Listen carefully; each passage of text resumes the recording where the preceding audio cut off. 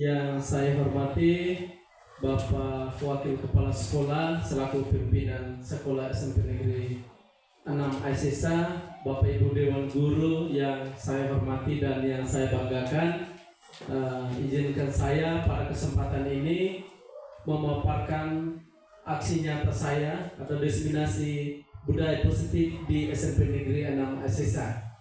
Jadi pada kesempatan ini saya akan menyampaikan materi yang berkaitan dengan budaya positif. Namun sebelum saya melanjutkan pada slide presentasi, pada kesempatan yang pertama saya berikan kepada Bapak Wakil Kepala Sekolah selaku pimpinan sekolah untuk dapat menyampaikan sapaan maupun sambutan awal di kesempatan siang hari ini. Kepada Bapak Wakil Kepala Sekolah, saya persilakan. Oke, baik, terima kasih untuk kesempatan. Selamat siang untuk kita semua. Baik, kita 2 hari terakhir ini di kepala sekolah ada halangan.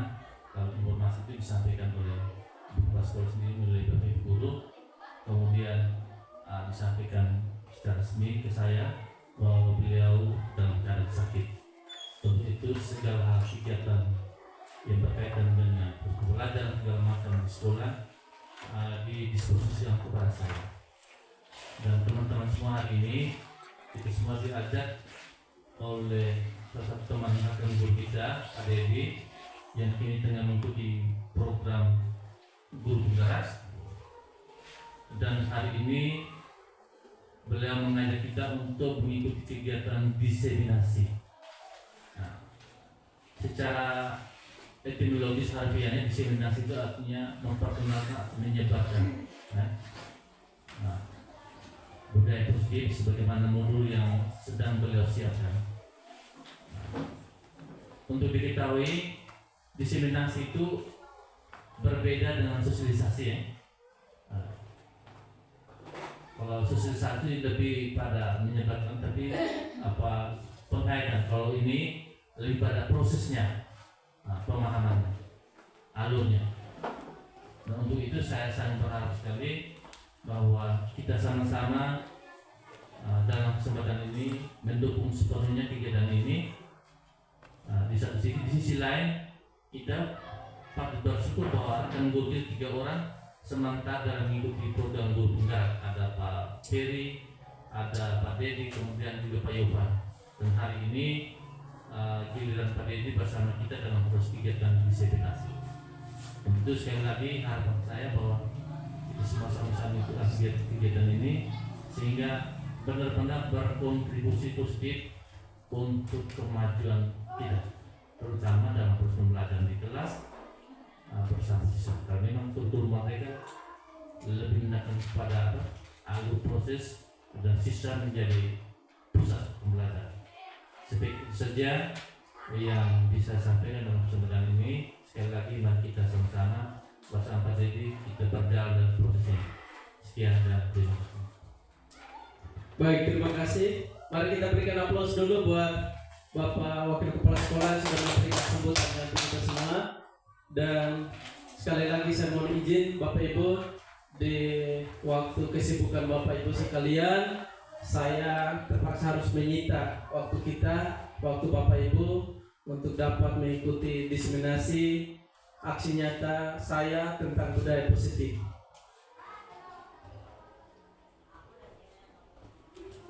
Ya.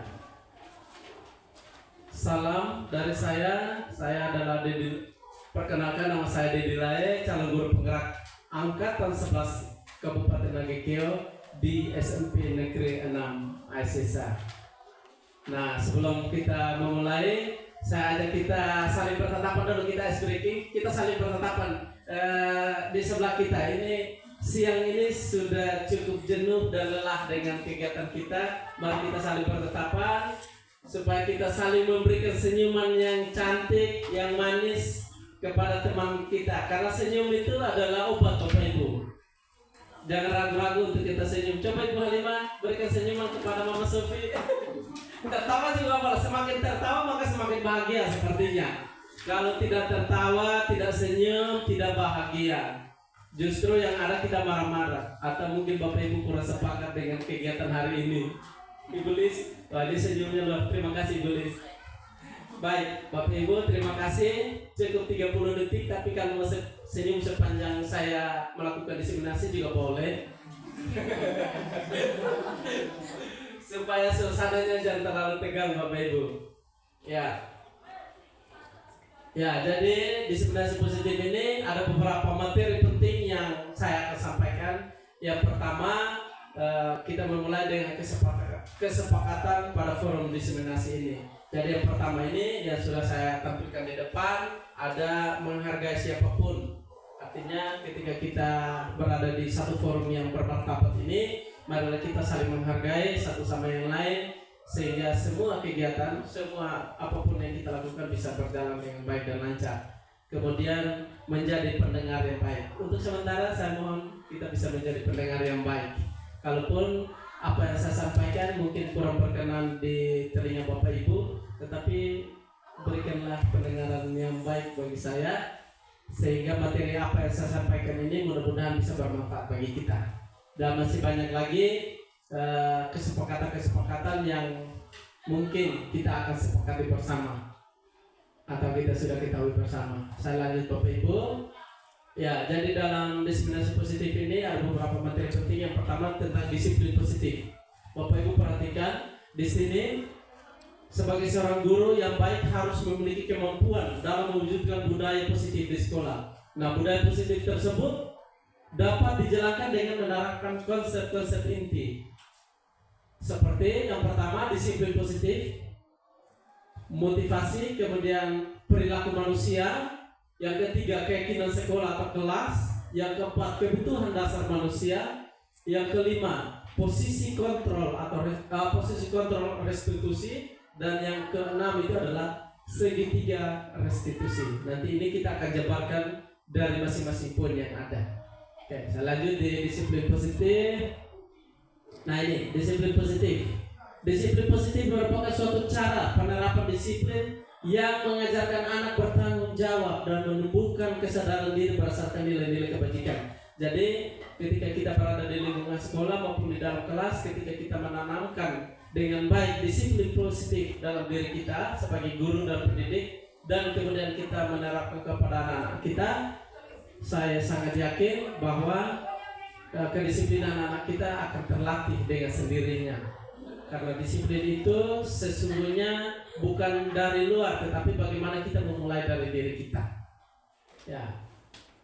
Berikut, disiplin positif juga lebih ke arah disiplin diri yang dapat mengontrol diri dalam melakukan segala tindakan. Saya pikir kalau Bapak Ibu semua sudah lebih paham. Saya akan lanjut. Kemudian disiplin positif, disiplin diri dapat membuat murid memahami dan menyadari berdasarkan motivasi internal, bukan akibat paksaan, pujian ataupun hukuman. Seperti yang kita sudah lakukan di kelas kita masing-masing, bahwa kita harus menyampaikan kepada anak murid kita bahwa sebenarnya disiplin positif itu bukan suatu paksaan atau aturan yang harus dilaksanakan. Karena kalau mereka menyadari bahwa itu adalah sebuah paksaan, sebuah aturan, maka disiplin tidak akan berjalan. Karena adanya motivasi-motivasi tertentu. Mungkin kita menjanjikan kepada anak-anak kita, oke, kamu kalau pintar, kamu juara 1, ibu akan berikan kamu uang. Nah ini yang Bapak Ibu yang kita harus perhatikan bersama. Karena ketika anak kita juara nanti, dia akan menagih kepada kita. Baik kalau ada uang sementara di tangan kita, syukur-syukur. Kalau pada saat yang dinantikan ternyata uang belum ada di tangan kita, maka akan agak kerepotan nanti kita. Seperti itu. Sehingga perlu kita tanamkan disiplin itu dari internal diri siswa, jangan dari eksternal. Atau dengan janji-janji, atau dengan iming-iming. Nanti kalau kau juara, kau pintar, kau dapat nilai 10 di matematika, saya kasih kau sepeda. Seperti di hadiah-hadiah yang biasa ada di panggung-panggung, kalau bisa menjawab Pancasila bisa dapat sepeda. Jangan Bapak Ibu, jangan sekali-sekali janjikan sepeda. Sepeda agak mahal. Iya, jadi semua disiplin itu Bapak Ibu sebenarnya sudah kita lakukan dan banyak sekali. Maka berdasarkan eh,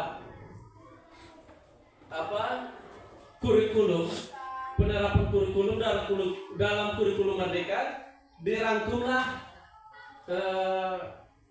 disiplin-disiplin tersebut dalam beberapa karakter, yaitu 6 karakter, dan disempurnakan menjadi 6 karakter profil pelajar Pancasila. Jadi disiplin ketika beribadah adanya di Barimanda Pertakwa Persatuan Indonesia. Kemudian mandiri, berkebinekaan global, bergotong royong, kreatif, bernalar kritis. Itu kan semua tindakan-tindakan disiplin yang ada pada anak-anak, ada pada diri kita, yang sudah dirangkum oleh kurikulum Merdeka dalam bentuk karakter profil pelajar Pancasila. Tinggal bagaimana kita bisa menerapkan kepada anak-anak kita, bagaimana kita bisa menjelaskan untuk anak-anak bisa paham. Kemudian yang berikut adalah motivasi perilaku manusia. Nah, motivasi perilaku manusia di Bapak Ibu, tentunya kita sebagai manusia punya motivasinya masing-masing, punya kemauan, punya keinginan masing-masing, punya motivasi saya ke sekolah masing-masing, motivasi Bapak Ibu untuk mengejar karir di pendidikan juga ada. Tentunya kita mempunyai motivasi masing-masing. Nah, motivasi itu dibagi dalam 3, yaitu motivasi perilaku manusia. Yang pertama, motivasi karena menghindari ketidaknyamanan atau hukuman. Biasanya saya juga begitu. Datang pagi karena takut kepsek lihat. Mungkin Bapak Ibu kalau senyum-senyum merasakan itu juga. Kemudian motivasi cepat kerja perangkat karena takut batas waktu. Kemudian yang berikut motivasi untuk mendapatkan imbalan atau penghargaan. Saya harus kerjakan yang semaksimal mungkin dan sesempurna mungkin supaya saya bisa mendapatkan pujian. Tetapi sesungguhnya Bapak Ibu, motivasi perilaku manusia itu yang diinginkan adalah untuk menjadi orang yang mereka inginkan dan menghargai diri sendiri dengan nilai-nilai yang mereka percaya. Jadi motivasi sebenarnya adalah motivasi dari dalam diri, lahir dalam diri kita, bahwa saya melakukan kegiatan ini, saya datang pagi karena memang saya harus memberikan contoh dan teladan yang terbaik buat diri saya dan juga anak-anak didik saya, sehingga ketika kita berdisiplin diri, kita mempunyai motivasi yang baik, maka tentunya anak-anak juga akan mengikuti kita.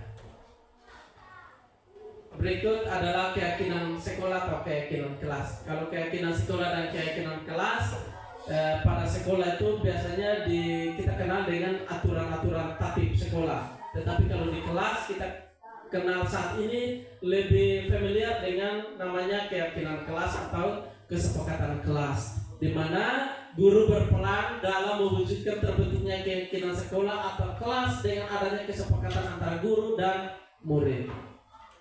Saya pikir bahwa Bapak Ibu wali kelas tentunya selalu menerapkan ini. Bukan saja Bapak Ibu wali kelas, kita juga Bapak Ibu guru mapel juga selalu menerapkan yang namanya keyakinan kelas. Berikut, keyakinan sekolah atau kelas juga berupa pernyataan universal yang mudah diingat dan dipahami dan harus diterapkan di lingkungan sekolah. Jadi ketika kita menyusun keyakinan kelas untuk anak-anak di kelas kita membuat semudah mungkin semua anak-anak bisa paham. Contoh katakanlah dulu kita sering mendengar aturan-aturan tatib yang dilarang datang terlambat, dilarang membuang sampah. Nah, dalam konsep ini Bapak Ibu, justru kita harus mengubahnya ke kalimat-kalimat positif sehingga membangkitkan semangat anak-anak. Dengan contoh, kalau dilarang buang sampah atau dilarang datang terlambat, kita bisa ganti, datanglah tepat waktu, buanglah sampah pada tempatnya. Nah, kalimat-kalimat positif seperti ini yang diharapkan sehingga anak-anak kita dengan mudah mereka memahami dan juga dengan mudah mereka menerapkan. Berikut, nah ini adalah beberapa contoh keyakinan kelas atau keyakinan sekolah. Seperti katakanlah setiap anggota kelas itu perlu merasakan adanya kenyamanan, belajarnya yang nyaman, senang, melakukan tugas dengan hati yang gembira, kemudian selalu bersikap positif, hormat terhadap teman dan juga terhadap guru. Nah, ini kalimat-kalimat positif seperti ini yang diharapkan ada di kelas kita sebagai keyakinan kelas. ice breakingnya kita cukup senyum-senyum ke depan. Kalau Bapak Ibu sudah kasih senyuman, saya pikir baik ada kebahagiaan di hati kita. Oke, saya lanjut. Ya, yang berikut adalah kebutuhan dasar manusia. Jadi kebutuhan dasar manusia Bapak Ibu, kita sebagai manusia tentunya punya berbagai macam kebutuhan. Namanya juga kebutuhan dasar, berarti kebutuhan-kebutuhan yang sekiranya mendasar dalam diri kita. Ketika seorang murid melakukan sesuatu perbuatan yang bertentangan dengan nilai-nilai kebajikan atau melanggar peraturan, sebenarnya dikarenakan mereka gagal memenuhi kebutuhan dasarnya. Jadi kita jangan terlanjur marah-marah kepada anak kita Bapak Ibu. Sebenarnya dia itu tidak seperti itu, tetapi karena kebutuhan dasarnya tidak terpenuhi. Katakanlah contoh kebutuhan akan kasih sayang. Mungkin saja di rumah dia kurang perhatian dari orang tuanya, dan dia harapkan di sekolah itu dia mendapatkan perhatian yang lebih dari bapak ibu gurunya. Maka mari kita berikan perhatian itu, karena itu adalah kebutuhan dasar dari para manusia dan adalah hal yang normal bapak ibu. Dari kasih sayang bukan saja kepada anak-anak kandung kita atau anak-anak kita, keluarga kita di rumah, tetapi juga kepada anak-anak didik kita, sehingga mereka juga merasa memiliki kita, kita juga merasa memiliki mereka, dan mereka senang untuk mengikuti pembelajaran. Berikut, ya, kebutuhan dasar manusia itu ada beberapa contoh kebutuhan bertahan hidup atau kebutuhan bertahan hidup, kasih sayang. Ya, Ibu Halimah ini senyum-senyum, butuh kasih sayang. Oh, ya, oh ya, betul. Ini sebenarnya dia ini sangat merindukan kasih sayang Bapak Ibu. Saya sengaja menampilkan fotonya karena ini anak-anak muridnya hebat ini, dia ini kelas 7 sekarang ini. Nah, seperti itu. Terus kebutuhan rasa diterima, dia juga mau diterima Bapak Ibu. Jangan sampai kita singkirkan dia, jangan sampai kita bukan singkirkan, asingkan dia, kasihan dia. Dia juga butuh rasa diterima. Kemudian kebebasan dan kesenangan, dia juga butuh bebas Bapak Ibu. Jangan sampai kita terlalu mengekang.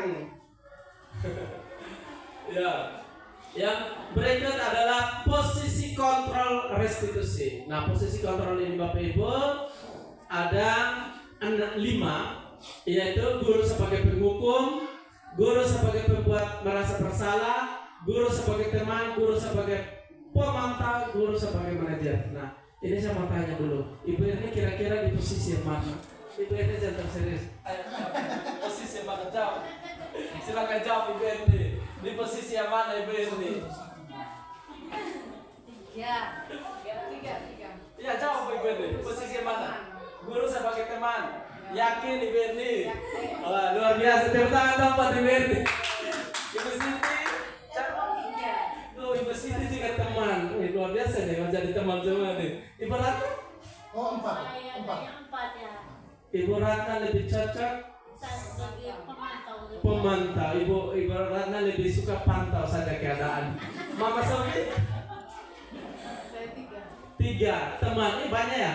Ibu Halimah saya akan tanya satu-satu nih. Ibu Halimah, yang mana? Apakah penghukum? Ya, 1. Pembuat merasa bersalah? Ya, 1. 4 tuh. 1 dan 2. 3 teman. Pak Ferry. Ya, kalau saya nih Pak, sebenarnya itu tidak menginginkan situasi itu. Tetapi karena kehadiran kita di sini, saya lebih banyak dijadikan sebagai orang nomor 1 di sana. Nomor 1. Sebagai penghukum. Mama Sofi kalau sudah Pak Ferry tolong dulu. Penghukum. Akhirnya Pak Guru itu Tugasnya menghukum. saya tuh ketika mereka sudah tidak menemukan titik jalan yang bagus, biasanya mereka berharapkan ada pukul atau ada tindakan kekerasan yang keras pada guru. Tetapi selama ini mungkin saya yakin mereka tidak pernah lihat. Kalau sudah kembali duduk, lihat saya dan lama-lama dengan anak, saya sedang menempatkan posisi saya pada posisi yang kelima sebagai manajer. Kan itu adalah sebagai penghukum, tetapi saya berusaha menjadi guru sebagai manajer. Berarti Pak Fir ini selalu dijadikan sebagai algojo. Ya, aku seperti itu. Algojo iblis sebagai apa? 3 teman. Guru sebagai teman. Pak Marcel 1 dan 3 penghukum dan teman. Setelah dihukum, merangkul kembali untuk menjadi teman. Jadi ada sisi positifnya juga Bapak Ibu. Jadi posisi kontrol restitusi ini sebagai penghukum, pembuat merasa bersalah, teman, pemantau, manajer. Tentunya ini sudah kita lakukan bersama-sama, sudah pernah kita lewati secara bersama-sama. Namun diharapkan di sini Bapak Ibu, bagaimana kita bisa memposisikan diri sehingga anak-anak kita bisa merasa dihargai, merasa diberikan kasih sayang dan sebagainya, sehingga kebutuhan-kebutuhan dasar pada anak-anak itu terpenuhi. Kalau terpenuhi, yakinlah bahwa disiplin-disiplin positif yang kita terapkan di sekolah pasti akan berjalan dengan baik. Oke, nah ini kita lihat Bapak Ibu. Kalau Ibu Rata pilih apa tadi? Pemantau. Ya, pemantau. Jadi pemantau itu menghitung dan mengukur, menyelesaikan diri bila diawasi. Kemudian kalau pemantau ya, guru berbuat, menghitung dan mengukur. Guru berkata apa peraturannya, hasilnya menyesuaikan diri bila diawasi. Kemudian kaitan dengan dunia berkualitas, murid meletakkan guru, peraturan dan hukum di dunia berkualitas. Kemudian murid berkata, berapa banyak bintang yang saya harus peroleh, berapa halaman yang harus saya tulis. Nah, dapat para murid menitik beratkan pada sanksi atau hadiah untuk dirinya. Jadi sebagai pemantau ini juga apa-apa sih sebenarnya. Dia bisa melihat itu adalah kesalahan, tapi ya saya cukup pantau. Begitu. Malas tahu. Ya, begitu. Kemudian ada posisi manajer, posisi penghukum, tapi di sini Bapak Ibu sama sampaikan bahwa di pendidikan kami guru penggerak, kami diajarkan untuk bagaimana kita bisa menempatkan diri sebagai seorang manajer. Manajer dalam hal ini bukan berarti kita mengatur-mengatur, tetapi bagaimana kita bisa menempatkan diri kita untuk diterima oleh orang lain. Seperti itu. Sehingga kita dalam dunia kerja kita bukan saja sebagai penguasa, tetapi kita harus menjadi seorang manajer yang bisa menjadi pemimpin yang baik. Seperti itu. Ya, posisi kontrol di antara kelima posisi kontrol tersebut, sebaiknya seorang guru menggunakan posisi sebagai seorang manajer. Nah, posisi kontrol restitusi sebagai manajer, guru dapat berbuat sesuatu bersama murid, mempersilahkan murid bertanggung jawab, dan mendukung murid agar dapat menemukan solusi, bukan malah menambah masalah. Kemudian, selain itu posisi manajer juga mengacu pada restitusi yang dapat menjadikan murid sebagai manajer bagi dirinya sendiri, sehingga dapat tercipta identitas positif pada diri murid. Nah, yang berikut adalah segitiga restitusi. Dalam tahapan segitiga restitusi ada 3, yaitu menstabilkan identitas, memvalidasi tindakan yang salah, kemudian menanyakan keyakinan. Kalau pada tahapan restitusi ini selama ini lebih kita kenal dengan perannya guru BK. Ya, sangat cocok ketika guru BK menerapkan ini segitiga restitusi ini. Tetapi tidak menutup kemungkinan harus kita semua Bapak Ibu bisa berkolaborasi, kemudian bisa menerapkan segitiga restitusi ini. Karena kalau di kurikulum K13 ini kita lebih sering ya, kalau masalah kasih saja ke guru BK. Saya malas, saya tidak mau urus, kasih saja ke guru BK. Pada kurikulum mereka bukan lagi menjadi satu-satunya tugas yang harus diselesaikan oleh guru BK, tetapi menjadi tugas kita bersama, yaitu kita bisa menyelesaikan semua persoalan, bisa menyelesaikan persoalan-persoalan yang mungkin bisa saja kita selesaikan di sekolah dengan menggunakan segitiga restitusi. Tetapi kalau sudah berkaitan dengan ranah hukum, tindakan pidana, maka sebaiknya kita sampingkan dulu segitiga restitusi dan kita berikan kepada pihak yang berwajib. Nah, ini Bapak Ibu contoh kasus yang sedang saya tangani dengan menggunakan segitiga restitusi. Mungkin saya tampilkan sebentar saja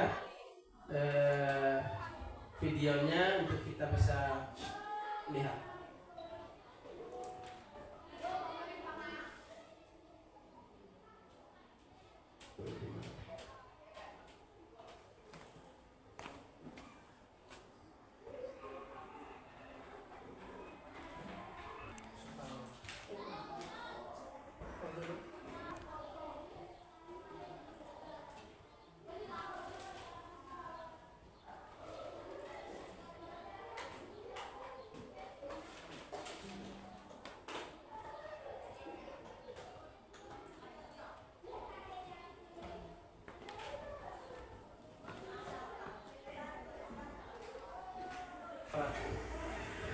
Ya, baik Bapak Ibu, saya akan mencoba menampilkan bagaimana saya menyelesaikan masalah, memberikan solusi kepada peserta didik ketika melanggar keyakinan sekolah atau keyakinan kelas dengan menerapkan segitiga restitusi. Selamat pagi, apa kabar? Ya, oke, Helen, kamu tahu tidak kenapa Bapak panggil kamu ke sini? Tidak tahu. Oh, baik Helen. Jadi Bapak sengaja memanggil kamu ke sini karena kebetulan hari ini Bapak pikir dan tadi sempat Bapak menemukan kalau beberapa siswa termasuk Helen yang terlambat tadi, sehingga Bapak panggil ke sini. Oke, baik Helen. Sebelumnya Bapak mau tahu dulu kenapa Helen bisa terlambat? Karena masih membangkitkan dia, minum air, memasak nasi, dan bersih piring. Oh iya, wah hebat sekali Helen. Ternyata kamu bisa membantu orang tua di rumah, itu luar biasa. Jarang loh banyak anak-anak yang membantu orang tua setiap pagi. Lebih banyak anak-anak yang langsung pergi ke sekolah tanpa membantu orang tua. Kalau guru percaya kamu itu pasti anak yang hebat. Selama ini Allah tidak pernah melihat kamu terlambat, tetapi hari ini kamu bisa terlambat untuk panggil untuk kita bisa berdiskusi, mencari solusi kenapa kalian bisa terlambat. Dan tadi kamu sudah mendengar ternyata. Ya baik Bapak Ibu, jadi itu adalah percakapan singkat di mana saya menyelesaikan sebuah masalah yang dihadapi oleh anak didik saya karena dia terlambat datang sekolah, sehingga saya menggunakan tahapan segitiga restitusi dengan tahapan yang pertama itu menstabilkan identitas. Kemudian yang kedua memvalidasi tindakan yang salah. Saya tanyakan kenapa dia bisa terlambat. Nah mungkin saja banyak alasan, banyak sekali tantangan yang dia harus hadapi sehingga dia bisa terlambat. Kemudian setelah saya memvalidasi tindakan, saya menanyakan keyakinan kelas. Keyakinan kelas apa yang sudah disepakati bersama? Dan dia menjawab, sehingga pada kesempatan itu pula saya bersama dengan anak murid tersebut mencari jalan keluar sehingga dia tidak terlambat lagi. Dan ini juga adalah kasus yang kedua di mana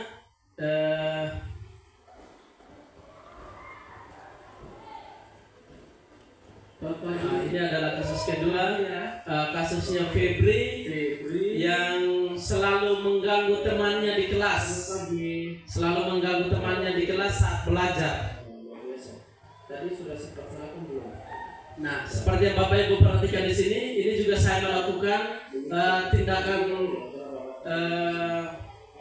segitiga restitusi dengan tahapan yang pertama itu menstabilkan identitas. Saya membuat anak ini menjadi anak yang tidak langsung disalahkan, tetapi saya mencoba untuk menstabilkan identitasnya dan juga stabilkan emosinya sehingga anak ini tidak merasa bahwa dia sedang diintimidasi oleh saya. Seperti itu, Ibu. Febri begitu aktif sekali.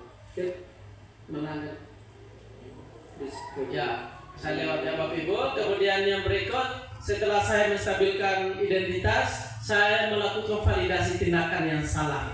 Saya memvalidasi apakah benar apa yang dilakukan oleh si Febri ini.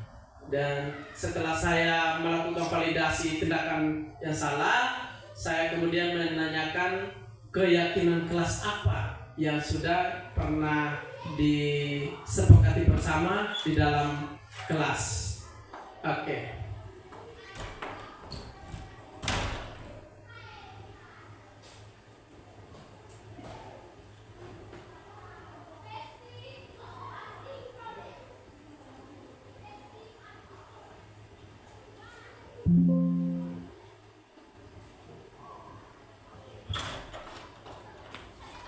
Ya, baik Bapak Ibu. Jadi ini, itu adalah tadi cuplikan singkat tentang bagaimana saya bisa menerapkan segitiga restitusi di sekolah.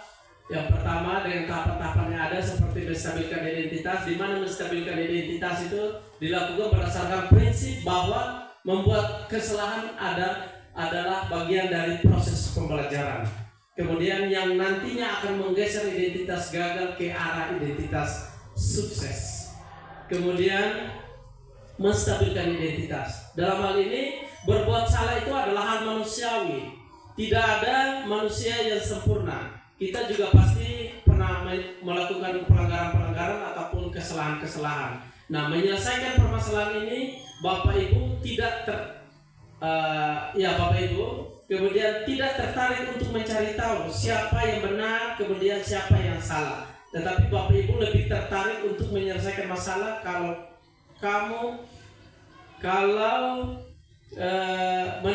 menyalahkan dirimu sendiri terus menerus, apakah kamu bersikap baik pada dirimu sendiri. Nah, ini adalah tahapan-tahapan menstabilkan identitas. Jadi kita dengan panduan-panduan seperti ini, pertanyaan-pertanyaan seperti ini, kita bisa melakukan segitiga restitusi. Kemudian validasi tindakan yang salah.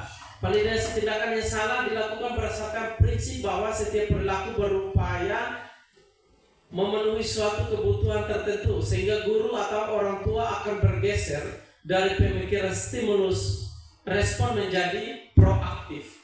Kemudian akan lebih mengenali dan mengakui kebutuhan murid atau anak. Nah,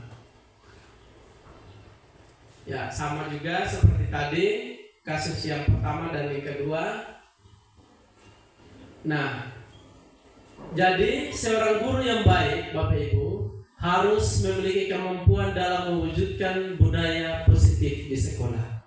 Budaya positif di sekolah dapat dijalankan dengan menerapkan konsep-konsep inti seperti disiplin positif, motivasi, perilaku manusia, keyakinan kelas atau keyakinan sekolah, kebutuhan dasar manusia, posisi kontrol, restitusi, dan juga segitiga restitusi. Saya yakin bahwa ketika kita bisa menerapkan konsep-konsep inti ini dalam sekolah kita SMP Negeri 6 ISESA dan juga di kelas kita masing-masing, baik itu kita sebagai guru mata pelajaran maupun sebagai guru wali kelas, maka percayalah bahwa budaya positif, disiplin positif itu akan berubah menjadi sebuah budaya yang positif, sehingga kita tidak lagi repot-repot, kita tidak lagi susah-susah dalam membimbing anak-anak didik kita, karena anak-anak didik kita dan diri kita sudah lebih terbiasa dengan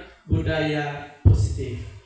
Baik Bapak Ibu, terima kasih. Akhirnya slide yang ditunggu-tunggu adalah slide terakhir. Ini adalah slide terima kasih, karena Bapak Ibu sudah berpartisipasi aktif mendukung kegiatan ini dalam proses diseminasi aksi nyata modul 1.4 di pembelajaran kami, yaitu tentang budaya positif.